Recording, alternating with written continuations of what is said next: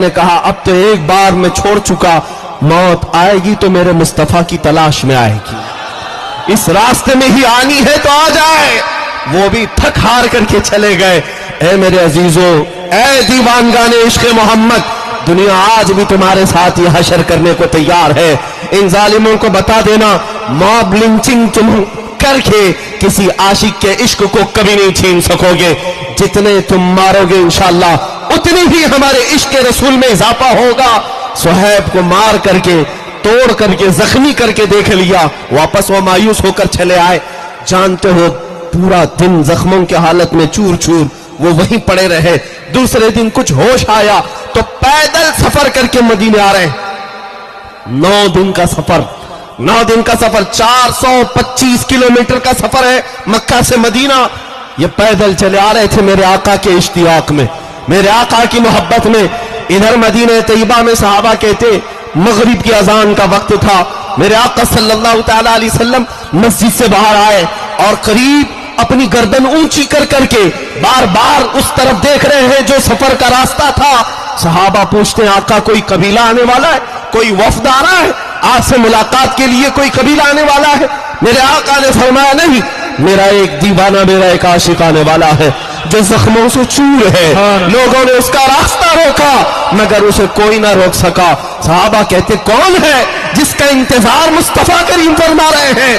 تھوڑی دیر کے بعد صحابہ کہتے ہیں زخموں سے چور، خون میں لت پت، ٹاٹ کے کپڑے جگہ جگہ سے پھٹے ہوئے، ہم نے دیکھا تو یہ تو صہیب ہے جو مکہ کے مالدار کا بیٹا، جس کی خوشبو اتنی مہنگی تھی کہ لوگ سونگنے کے لیے آیا کرتے، آج وہ زخموں سے چور مدینے میں آ رہا ہے۔ میرے آقا بڑھ کر کے آگے چلتے ہیں، جیسے ہی صہیب قریب آئے آقا نے سینے سے سینہ لگا لیا، معانقہ کیا اور اپنے بدن پر جو چادر تھی وہ نکال کر کے صہیب رومی کو پہنایا اور کہا اللہ تیرا بھلا کرے۔ حضرت صہیب کے جملے سنو، اے میرے عزیزوں، یہی میرے بیان کرنے کا مقصد ہے۔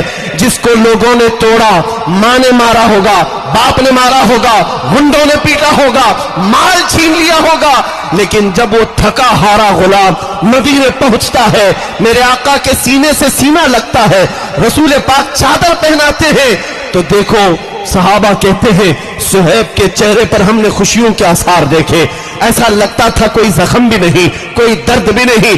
اس کے بعد اپنے دونوں ہاتھ پھیلا کر کہتا ہے، صہیب کہتا ہے میرے دوستو اب تو مجھے کسی غم کا احساس بھی نہیں، دنیا چھوٹتی ہے چھوٹے، مصطفیٰ کی چادر میرے پاس ہے۔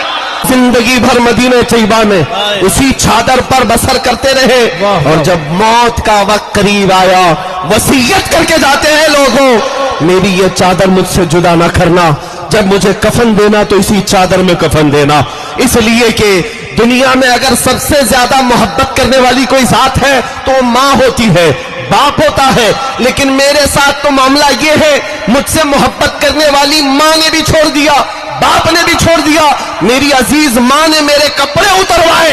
جب کسی کی ماں چھوڑ دے، باپ چھوڑ دے، اس وقت مدینے کا آقا تنہا نہیں چھوڑتا۔ سبحان یہ ہے ہماری محبت کی وجہ، یہ ہے ہماری محبت کی وجہ۔